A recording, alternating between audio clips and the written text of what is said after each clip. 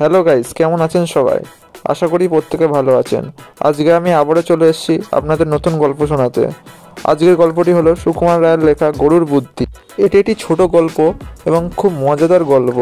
যারা চ্যানেলে নতুন আছেন অবশ্যই চ্যানেলকে সাবস্ক্রাইব করে নেবেন, যাতে আমরা পরবর্তী ভিডিও বানাতে মোটিভেট হই। চলো শুরু করা যাক আজকের গল্পটি। Let's start. পণ্ডিত মশাই ভট্টাচার্য বামন, সাদাসিধে শান্তশিষ্ট নিরীহ মানুষ। বাড়িতে তার সর্ষের তেলের দরকার পড়েছে, তাই তিনি কলুর বাড়ি গেছেন তিল কিনতে। কলুর ঘরে মস্ত ঘানি। একটা গরু গম্ভীর হয়ে সেই ঘানি ঠেলছে, তার গলায় ঘণ্টা বাঁধা। গরুটা চলছে আর ঘানিটা ঘুরছে, আর সর্ষে পিষে তা থেকে তেল বেরোচ্ছে, আর গলায় ঘণ্টাটা টুংটাং করে বাজছে। পণ্ডিত মশাই রোজই আসেন, রোজই দেখেন, কিন্তু আজ তার হঠাৎ ভারী আশ্চর্য বোধ হলো। তিনি চোখ মুখ গোল করে অবাক হয়ে তাকিয়ে রইলেন।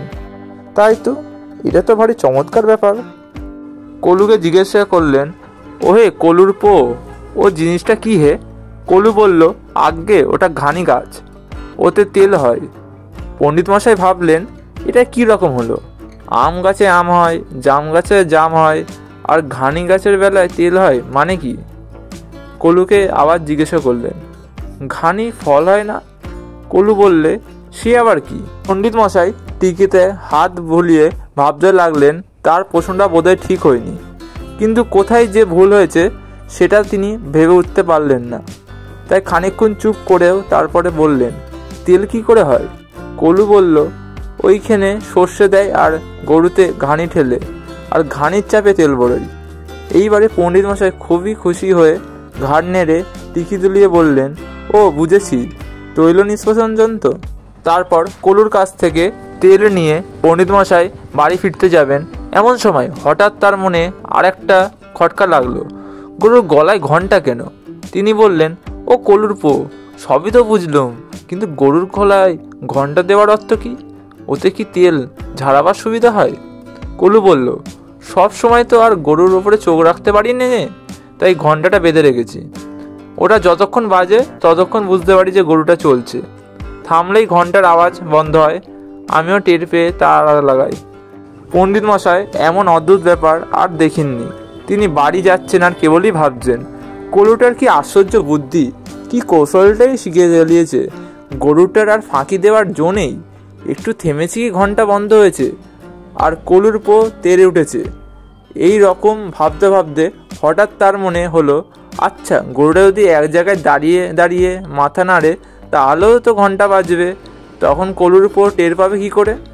ভট্টাচার্য মশাইয়ের ভারী ভাবনা হলো, গরুটা যদি শয়তানি করে ফাঁকি দেয় তাহলে কলুর তো লোকসান হয়। এই ভেবে তিনি আবার কলুর কাছে ফিরে গেলেন, গিয়ে বললেন, হ্যাঁ, এই যে ঘণ্টার কথা বললে, ওটার মধ্যে একটা মস্ত গলদ থেকে গেছে। গরুটা যদি ফাঁকি দিয়ে ঘণ্টা বাজায় তাহলে কি করবে? কলু বিরক্ত হয়ে বলল, ফাঁকি দিয়ে আবার ঘণ্টা বাজাবে কি রকম? পণ্ডিত মশাই বললেন, মনে করো যদি এক জায়গায় ঠাঁই দাঁড়িয়ে মাথা নাড়ে তাহলেও তো ঘণ্টা বাজবে, কিন্তু ঘানি তো চলবে না, তখন কি করবে? কলু তখন তেল মাপছিল। সে তেলের কড়াটা নামিয়ে পণ্ডিত মশাইয়ের দিকে ফিরে গম্ভীর হয়ে বলল, আমার গরু কি ন্যায়শাস্ত্র পড়ে পণ্ডিত হয়েছে যে তার অত বুদ্ধি হবে? সে আপনার টোলে যায়নি, শাস্ত্রও পড়েনি, আর গরুর মাথায় অত মতলব খেলে না। পণ্ডিত মশাই ভাবলেন, তাও তো বটে, মূর্খ গরুটা ন্যায়শাস্ত্র পড়েনি, তাই কলুর কাছে জব্দ আছে। এই হলো কলুর বুদ্ধি। আজকে বন্ধুরা আমি গল্পটি এখানে শেষ করছি। আপনারা অবশ্যই কমেন্ট করে জানান আপনারা কোন লেখকের গল্প শুনতে চান, তারা আমি পরের ভিডিওতে সেই লেখকেরই গল্প শোনাবো। যারা চ্যানেল নতুন আছেন অবশ্যই চ্যানেলকে সাবস্ক্রাইব করে নিয়ে আমাদের পাশে থাকেন। দেখা হচ্ছে পরের ভিডিওতে।